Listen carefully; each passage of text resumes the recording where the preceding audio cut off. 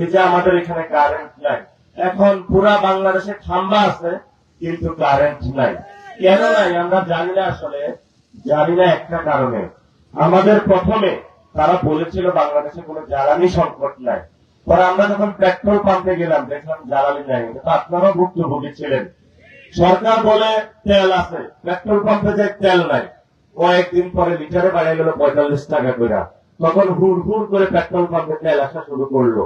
বিএনপির সিন্ডিকেট হলো এই তেলটা আটকে রাখছিল।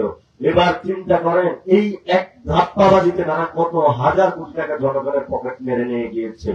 এখন আমরা এই জনগণের কথাগুলা বলি, তারেক রহমানের দ্বারা আর বাংলাদেশ পরিবর্তন করা সম্ভব নয়, এটা আমরা বুঝে গিয়েছি। এবং তারেক রহমান সমাজের সবচেয়ে যারা খারাপ লোক তাদেরকে হলো পার্লামেন্টে নিয়ে গিয়েছেন। আমরা যখন ছবিতে দেখি তারেক রহমানের আশেপাশে সবচেয়ে অভদ্র লোকগুলা তারেক রহমানের আশেপাশে থাকে। এই যে গতকালকে এখানে ছাত্রদের পোলাপাইন বিভিন্ন জনে বলছে যে এখানে কাউকে নিয়ে কথা বলা যাবে না। তুমি সারাদিন মাদক ব্যবসা করো, চুরি, বাটপারি, দুর্নীতি, মেয়েদের ধর্ষণ করো, তোমার এগুলো যদি আমরা না বলি, ভালো কোনো আমল নামা আমাদেরকে দাও, তাহলে আমরা বলি যে ছাত্র দলের একটা ছেলে 5 ওয়াক্ত নামাজ পড়তেছে, ছাত্র দলের একটা ছেলে মানুষের বিপদ আপদে এগিয়ে যাচ্ছে, বিএনপির একটা ছেলে মানুষের হলো ব্যবসায়ীদেরকে ধমক দিচ্ছে না। তোমাদের যদি এমন ভালো জিনিস থাকতো তাহলে আমরা ভালো জিনিসগুলা বলতাম। এখন দুনিয়ার আকামের লিস্ট এত বড় করেছে, এটা আমরা বলেই শেষ করতে পারি না। ভালো লিস্টে আমরা কখন যাব? এগুলোকে আমরা কি করব বলে? আমরা আপনাদের কাছে এসেছি আজকে দোয়া নেওয়ার জন্য, আপনাদের দুঃখ কষ্টগুলো শোনার জন্য। কি অবস্থায় আছেন আপনারা? গণ অভ্যুত্থানের পরে আমরা গত পদযাত্রাতে বিভিন্ন জেলায় জেলায় গিয়েছিলাম, মানুষের সাথে কথা বলেছিলাম। এবার হলো আমরা বিভিন্ন উপজেলায় যাচ্ছি, মানুষের সাথে কথা বলতেছি। আমরা মানুষকে একটা প্রতিশ্রুতি দিয়েছিলাম যে আমরা একদম মানুষের হলো ঘরের দরজা পর্যন্ত যাব। আমরা ইনশাল্লাহ এর পরের বারে ইউনিয়ন পর্যন্ত যাব, গ্রামে গ্রামে যাব, গ্রামে যাওয়ার পরে ঘরে ঘরে যাব। আমিও একজন গ্রামের সন্তান, বাবা অনেক কষ্ট করে বিশ্ববিদ্যালয়ে পড়িয়েছে। যখন আমাদের স্বপ্ন ছিল যে আমরা একটা চাকরি পাবো, কিন্তু সেই সময়কালে যদি কেউ চাকরির পরীক্ষা দিত, চাকরির পরীক্ষাতে ছাত্রলীগ যুবলীগ কোটায় হলো তাদের চাকরির নিয়োগ হতো, সবচেয়ে যে ভালো রেজাল্ট করতো বাংলাদেশে হলো সে গত 17 বছরে চাকরি পায়নি। সেই জায়গাতে আমরা দাঁড়িয়ে বলেছিলাম বাংলাদেশে এই পরিবর্তন করতে হবে। মানুষ অনেক দুঃখ কষ্টে আছে। আমরা যদি 53 বছর পরে, যে কারণে আমরা পাকিস্তান থেকে স্বাধীন হলাম, যে আমাদের বাংলাদেশে এত সম্পদ আছে, এগুলো যদি আমরা কাজে লাগাইতে পারি, বাংলাদেশের মানুষ খুব ভালো থাকবে। পাকিস্তান রাষ্ট্র যেভাবে আমাদের বাংলাদেশ থেকে সবকিছু নিয়ে গিয়েছিল, সেই পাকিস্তান রাষ্ট্রের চরিত্র পরবর্তীতে যারা শাসক গোষ্ঠী বাংলাদেশের ক্ষমতা এসেছে তাদের মধ্যে আমরা বিন্দুমাত্র পরিবর্তন দেখতে পাইনি। শেখ মুজিব ক্ষমতায় আসলো, শেখ মুজিব আসার পরে বাংলাদেশে কথা ছিল সাম্য, মানবিক মর্যাদা, ন্যায় বিচারের ভিত্তিতে একটি রাষ্ট্র হবে, যে রাষ্ট্রটা আওয়ামী লীগের রাষ্ট্র হবে না। কারণ মুক্তিযুদ্ধটা আওয়ামী লীগ করে নাই, মুক্তিযুদ্ধে আওয়ামী লীগ গুলো পালায় ছিল ভারতে। মুক্তিযুদ্ধ করেছে বাংলাদেশের কৃষক, শ্রমিক, জনতা। অনেকে লুঙ্গি পরে অস্ত্র নিয়ে ট্রেনিং নিয়ে ঝাঁপিয়ে পড়েছিল মুক্তিযুদ্ধে। আওয়ামী লীগ হলো ভারতে পালিয়ে সেখানে হলো লাক্সারি লাইফ লিড করছে। ভারতের বিভিন্ন জায়গায় বাংলাদেশের মানুষ যখন লড়তেছিল সেখানে তারা ঘোরাফেরা করেছে। এরপরে দেশে এসেছে তারা, দেশে আইসা প্রথমে হিন্দু ভাইদের জমির উপরে তারা দখল বসাইল। যে হিন্দু ভাইরা একটা সময় মুসলিম লীগ ছিল, নাম পরিবর্তন করে আওয়ামী লীগ হয়েছে, হিন্দু ভাইরা মনে করছে এটা সেকুলার দল হয়ে গেছে, এরা তো খুব ভালো। কিন্তু যারা আসলে দখলবাজ, এদের কোন ধর্মীয় পরিচয় নাই, এগুলা বিএনপির মধ্যে আছে, সব দলের মধ্যে আছে, ধর্মকে মাঝে মধ্যে ব্যবহার করে। কিন্তু আমি এদের একটা পরিচয় দিতে চাই, এদের নাম হলো আসলে সন্ত্রাসী। এই সন্ত্রাসীরা কখনো হিন্দুদের বাড়িঘর দখল করেছিল সেই সময়, কখনো জনগণের উপর অত্যাচার করেছিল। শেখ মুজিব ওই সময়কালে আধারটা শেষ হোক, আধারটা শেষ হয়ে আমরা 10 মিনিট কথা বলে দিতে নিই।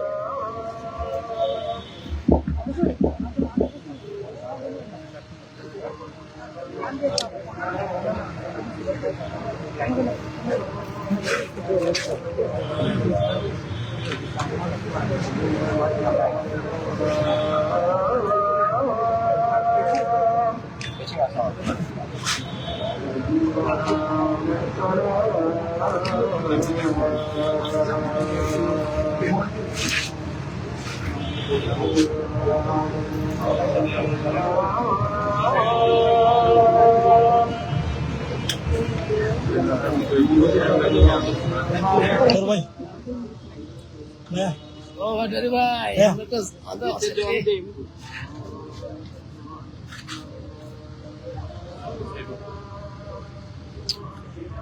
আয় না সব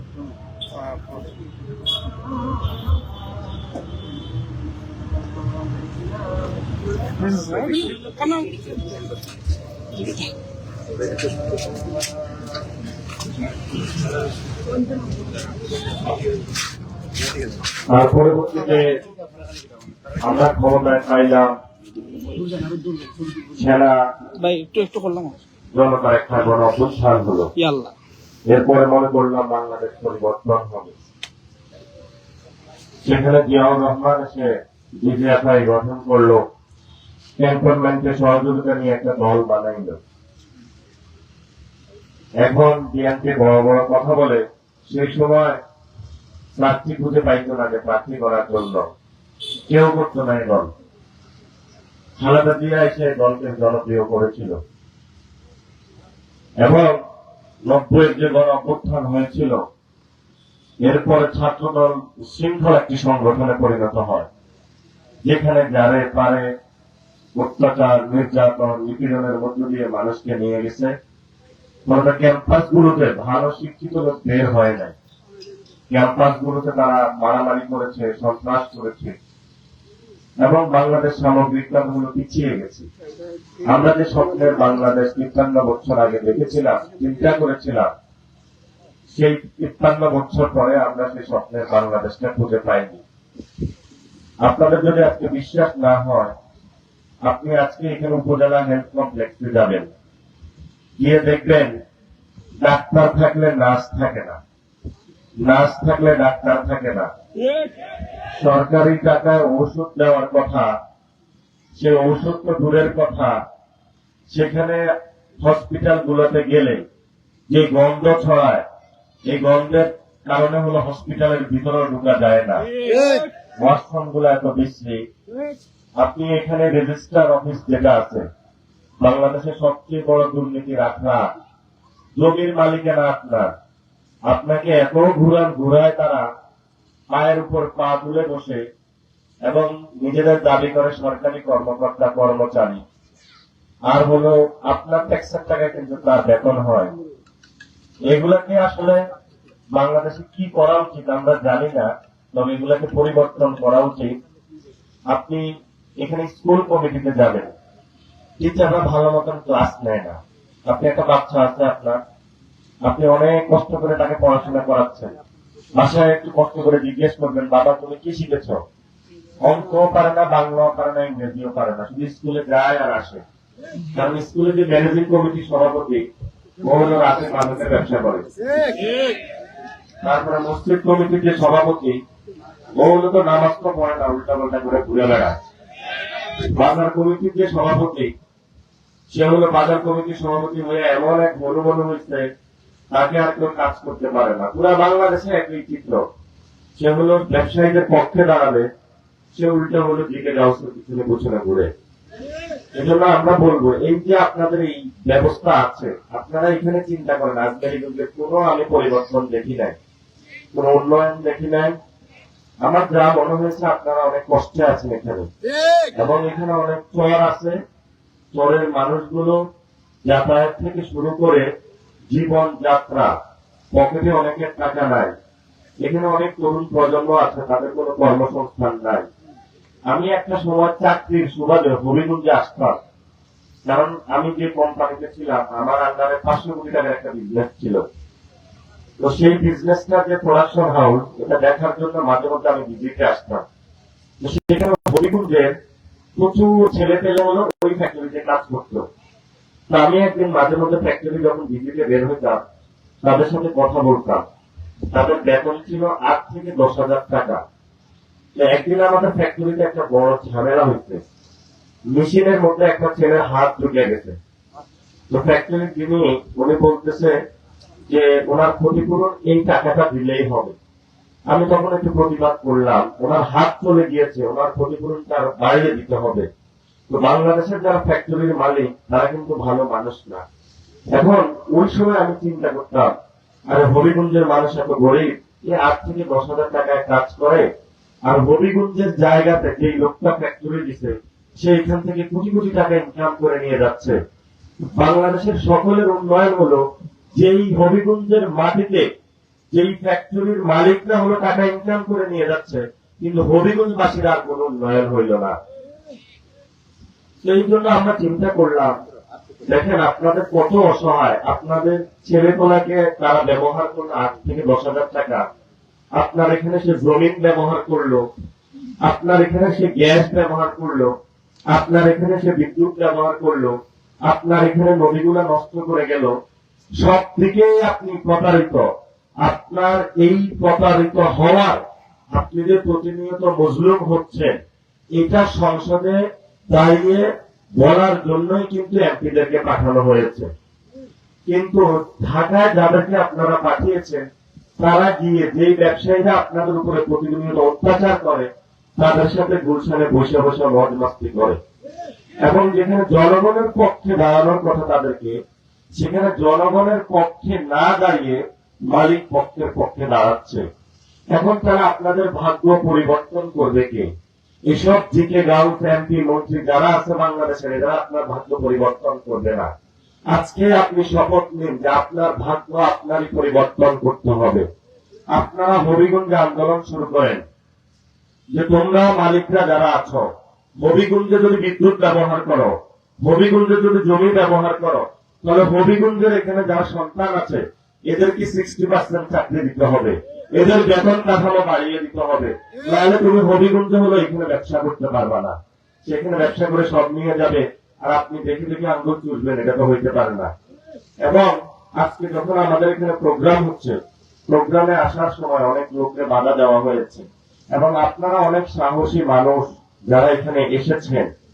এই এলাকায় অনেক হিন্দু ভাই আছে যাদেরকে বলছে, অনেক ধমক দেওয়া হয়েছে। ওই যে ওইদিকে 200-300 জন দাঁড়িয়ে আছে, কিছু হলো জিকে গাউসের গুন্ডা বাহিনী।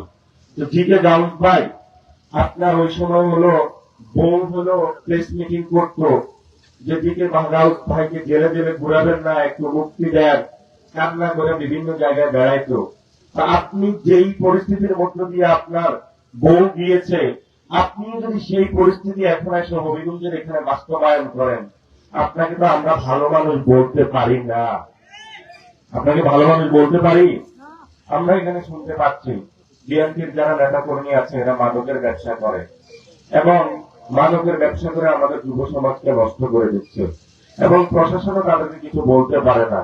কিছু বললে আমি বিএনপির অমুক নেতা, আমি বিএনপির সভাপতি, আমি বিএনপির সহসভাপতি, এই ধরনের কথা বলে প্রশাসনকে তারা জিম্মি করে রাখছে।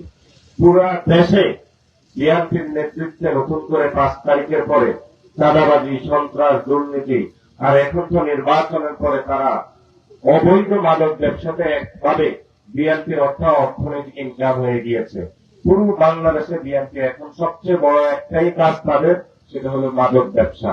আমরা বলবো ভাই, এই মাদক ব্যবসা ছাড়েন, বাংলাদেশকে নষ্ট করিয়েন না। দরকার হয় যদি কাজ না থাকে সীমান্ত পাহারা দেন, যদি আরো কাজ না থাকে এখনো বিভিন্ন আওয়ামী লীগের সন্ত্রাসীগুলা বিভিন্ন জায়গায় পালায় আছে, এগুলোকে একটু দৌড়ানি দেন। আল্লাহ রাস্তা বিএনপি নেতা কর্মীদেরকে বলবো মাদক ব্যবসা ছেড়ে দেন। এই মাদক ব্যবসার মাধ্যমে কিন্তু বাংলাদেশটা নষ্ট হয়ে যাচ্ছে। আপনারা এখানে জানেন আপনাদের কি উপজেলা জেলা প্রশাসকে লোক বসানো হয়েছে? হ্যাঁ হয়েছে। কে কাকে বসানো হয়েছে? বিএনপির লোককে বসানো হয়েছে।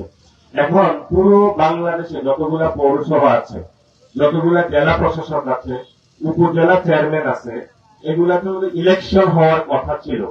এই ইলেকশন হওয়ার কথাটা বাদ দিয়ে বাংলাদেশে একজন মুখোশ লেবাসধারী ভদ্রলোক সাজে, কিন্তু সে আসলে ভদ্রলোক না। তার নাম হলো মির্জা ফখরুল। সে একটা ক্রাইটেরিয়া সিলেক্ট করেছে। সেই ক্রাইটেরিয়া অনুযায়ী যদি কোথাও কোনো ব্যক্তি নির্বাচনে হেরে গিয়েছে, তাকে গিয়ে মির্জা ফখরুল বলেছে, আসো গুলশান অফিসে আসো, আমাকে কিছু টাকা দাও, আমি তোমাকে জেলা প্রশাসক বানিয়ে দিচ্ছি। আরেকজনকে ডেকেছে, নির্বাচনে হেরেছো, কোনো সমস্যা নাই, তুমি আসো, তোমাকে উপজেলা চেয়ারম্যান বানিয়ে দিচ্ছি।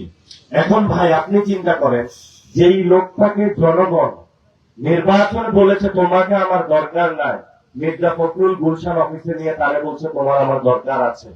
যেই লোকটা এখানে দর্শন করেছে, চাঁদাবাজি করেছে, দুর্নীতি করেছে, সমাজের মানুষের উপরে অত্যাচার চালিয়েছে, 5 তারিখের পরে তার যন্ত্রণায় পুরো বাংলাদেশের মানুষ অতিষ্ঠ হয়েছিল, সেই মানুষকে নিয়ে মির্জা ফখরুল অফিসে নিয়ে পুরস্কৃত করেছে। এখন এটাতে সমস্যাটা কোন জায়গায় দেখেন, আপনার যদি আজকে একটা সন্তান হয়, অথবা আপনাদের ছোট ছোট বাচ্চার যে রেজিস্ট্রেশন বা সার্টিফিকেট, জন্ম নিবন্ধন, এটা কিন্তু আপনি একটা চেয়ারম্যান অফিসে গিয়ে করেন। ফলত চেয়ারম্যান অফিসে যদি করাপ্টেড বা দুর্নীতিগ্রস্ত লোক হয়, তাহলে ভারতীয় নাগরিকরা এসব বাংলাদেশের নাগরিক হয়ে যায়। আবার এই হলো প্রাণের লোভে অনেক বাংলাদেশি রোহিঙ্গা নাগরিক হয়ে যেতেছে, আবার অনেক রোহিঙ্গা নাগরিক বাংলাদেশ হয়ে যেতেছে।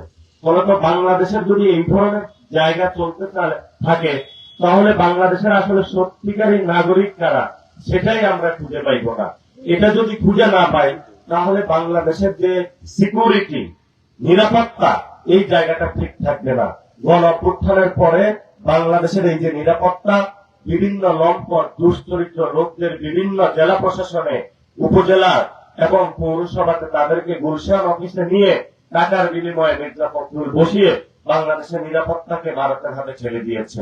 আমরা এর তীব্র নিন্দা এবং প্রতিবাদ জানাচ্ছি। আপনারা বলেছেন গত 17 বছর সবসময় বেগম খালেদা জিয়া বলে নাই যে গণতন্ত্র লাগবে। বিএনপি তো মিটিং মিছিল করেছে বাংলাদেশে গণতন্ত্র লাগবে। এখন তারা গণতন্ত্রের কথা ভুলে গিয়েছে। এখন যদি একমাত্র বাংলাদেশের যে কোনো জায়গায় নিয়োগের একমাত্র সমাধান হলো যে ও বিএনপি করছে কিনা। এখন বিএনপির কয়েকজন নেতার সাথে আমি কথা বললাম যে ভাই আপনারা আম গাছ, ডাব গাছ যা আছে সবগুলোরে বিভিন্ন সরকারি অফিসে বসাচ্ছেন, ঝামেলাটা আসলে কি? বললো যে কিছু মানুষ এমপি হয়েছে, কিন্তু বঞ্চিত যে লোক এটার দীর্ঘ তালিকা পড়ে গেছে। যদি তাদেরকে এই যে অসৎ দুশ্চরিত্র, এরা তো এতদিন আমাদেরকে চাঁদাবাজি করে টাকা এনে দিচ্ছে ইলেকশনের জন্য, এখন যদি আমি তাকে কোথাও বসাইতে না পারি, তো আমার বিরুদ্ধে বিদ্রোহ শুরু করবে এবং দলে নাকি ভাঙন শুরু হবে। তা আমরা বলবো বাংলাদেশের রাজনীতিতে আমরা সংস্কৃতির পরিবর্তন করতে চাই, কিন্তু বিএনপির কোন সংস্কৃতির পরিবর্তনের মন মানসিকতাও দেখি নাই। এই জন্য আমরা একটা সিদ্ধান্ত এসে পৌঁছেছি, তারেক রহমানের দ্বারা আর বাংলাদেশ পরিবর্তন করা সম্ভব নয়। এটা আমরা বুঝে গিয়েছি এবং তারেক রহমান সমাজের সবচেয়ে যারা খারাপ লোক তাদেরকে হলো পার্লামেন্টে নিয়ে গিয়েছেন।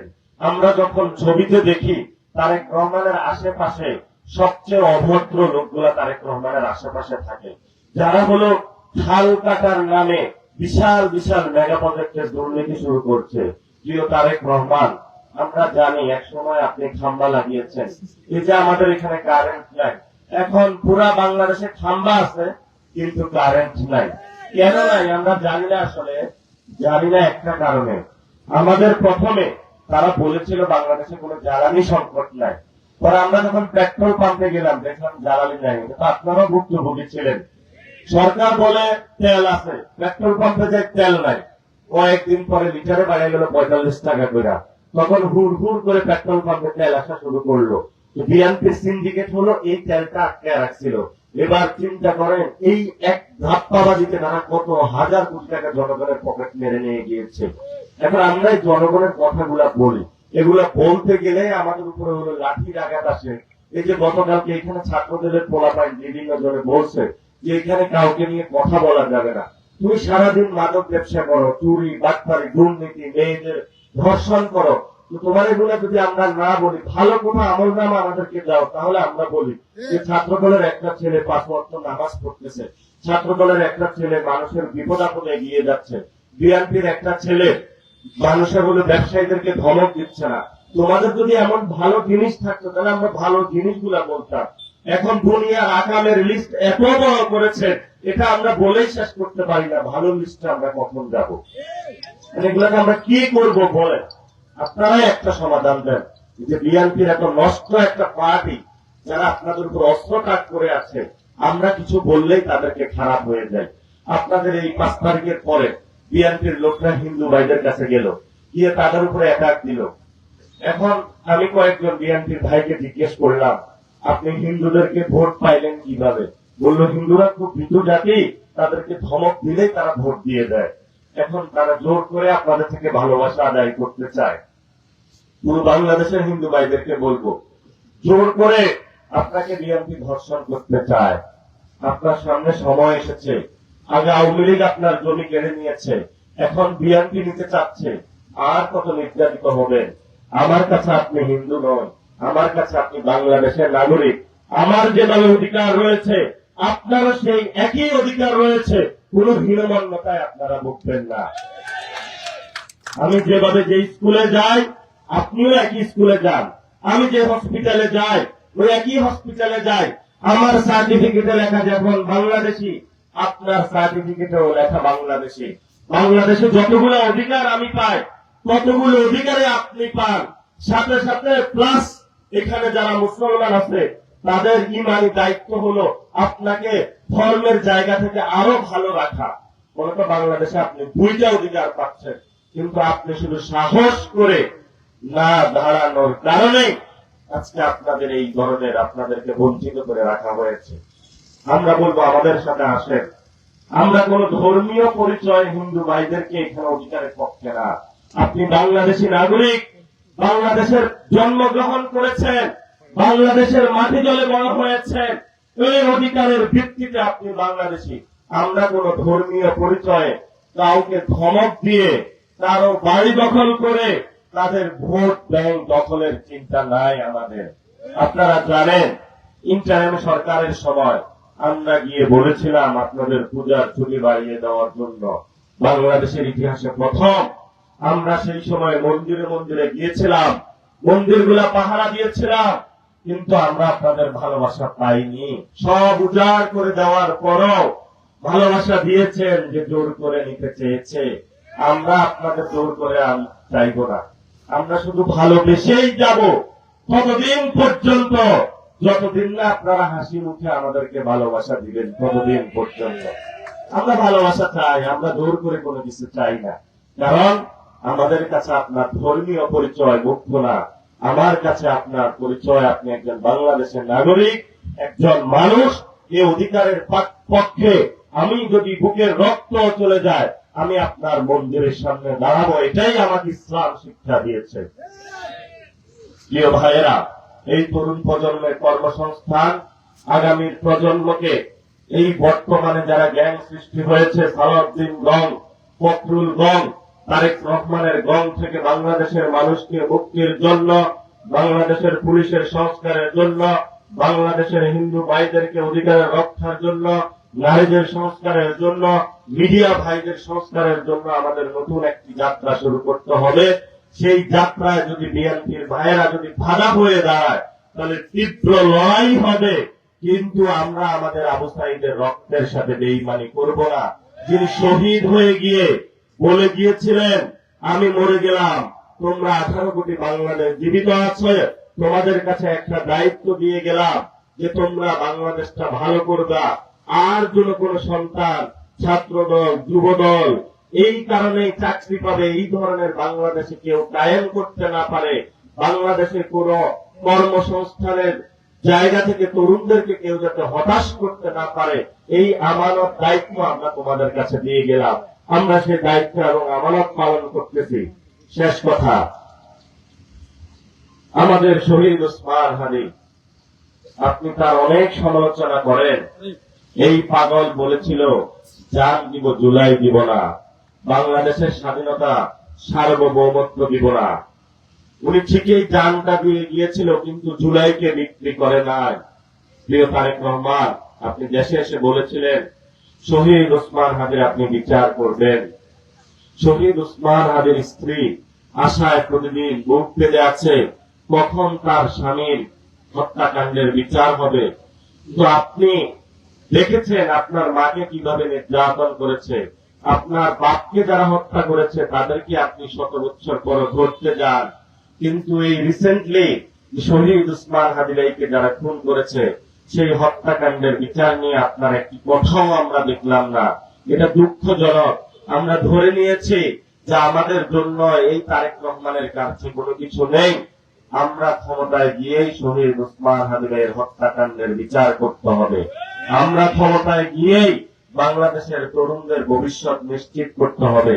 আমরা ক্ষমতায় গিয়েই 70% মানুষ যে রায় দিয়েছে সংস্কারের পক্ষে, সে রায়টা বাংলাদেশে বাস্তবায়ন করতে হবে।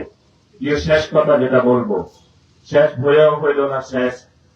এই ভাই আজমেরীগঞ্জের মানুষ, আপনারা এখানে কেউ একটু দাঁড়িয়ে বলবেন এই ভাই কারো থেকে চাঁদাবাজি করেছে? একজন বলতে পারবেন? দুর্নীতি করেছে, সন্ত্রাস করেছে, কারো বাড়িঘর দখল দিয়েছে? তাহলে যেই প্রার্থীটা বিএনপির, সে যদি দুর্নীতি, চাঁদাবাজি, সন্ত্রাস, দখলকারী, নারীদেরকে অত্যাচার এমন কোন কাজ না করে পুরো বাংলাদেশে, তাহলে এবার স্থানীয় নির্বাচনে তাদেরকে একটু লাল কার্ড দেখানো প্রয়োজন আছে না আমাদের? যদি তাদেরকে লাল কার্ড দেখাতে চাই, আমাদেরও তো প্রার্থী লাগবে। আমাদের প্রার্থীকে আমরা খারাপ মানুষকে দিব নাকি ভালো মানুষকে দিব? অবশ্যই ভালো মানুষকে দিতে হবে। এই ভাইকে আপনাদের কাছে আজকে আমানত দিয়ে গেলাম। এই ভাই আপনাদের প্রত্যেকের ঘরে ঘরে যাবে, আপনাদের ঘরে ঘরে গিয়ে আপনাদের সেবা করবে। আমি আপনাকে বলে দিলাম, এইখানে আজমেরীগঞ্জে কারো আপনার শোডাউনের দরকার নাই। আপনি সবার ঘরে যাবেন, একা একা যাবেন, যাই মাকে বলবেন দিদি তোমার কি হয়েছে, মা তোমার কি হয়েছে, এই সমস্যাটা আপনি সমাধানের চেষ্টা করবেন। এই ভালোবাসা যদি দিতে পারেন, কোন টাকা দিয়ে না, এজেন্ট লাগবে না, কিছু লাগবে না, এই আজমেরীগঞ্জের সবাই এসে আপনাকে খাওয়াবে, পড়াবে, আপনাকে জয়ী করে তাদের কাঁধে তুলে আজমেরীগঞ্জে আপনাকে নিয়ে মিছিল দিবে, যদি ভালোবাসা দিয়ে তাদের মন জয় করতে পারে। ওনারা কিছু চায় না, ওনারা চায় ওনার ছেলের একটা চাকরি হোক, এই উপজেলাটা ঠিক হোক, এখানে একটু সুন্দরভাবে বসবাস করতে চায়। এই মানুষগুলা বেশি কিছু বাংলাদেশের কাছে কিছু চায় না, কখনোই চায় নাই। তারা যে জিকে গাউসকে ভোট দিয়েছে, জিকে গাউস তাদের কিছু দেয় নাই, কিন্তু এই মানুষগুলা দিয়াই যাচ্ছে, ভবিষ্যতেও দিয়া যাবেন। তবে আজমেরীগঞ্জে আর হবিগঞ্জে বিএনপিকে না বলুন, কারণ বিএনপি আমাদের সাথে প্রতারণা করেছে গণঅভ্যুত্থানের পরে। ওরা সংস্কার বাস্তবায়ন করে নাই, ওরা ভারতের সাথে হাত মিলিয়েছে, এবং বাংলাদেশের মানুষের সীমান্তে যে হত্যা হয় এটা নিয়ে তারা কথা বলে নাই।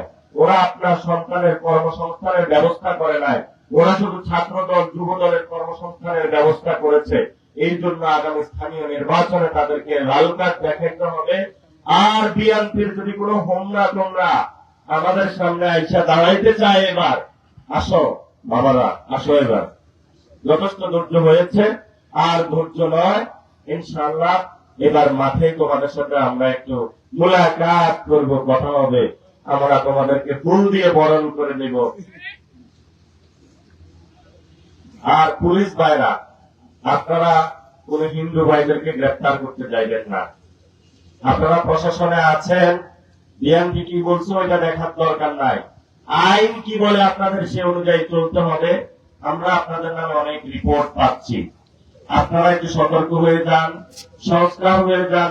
আপনি যে জায়গায় আছেন সেই জায়গায় যদি দায়িত্ব পালন করেন, দেখবেন ওই যে অন্যদের টাকার থেকেও একজন হিন্দু ভাই যাকে আপনি খুব সৎ বিচার করে দিয়েছেন, ওই দাদা দিদি যে একটা নাড়ু নিয়ে আসবে ভালোবাসার, এটা আপনি কোথাও কোটি টাকা দিয়েও পাইবেন না।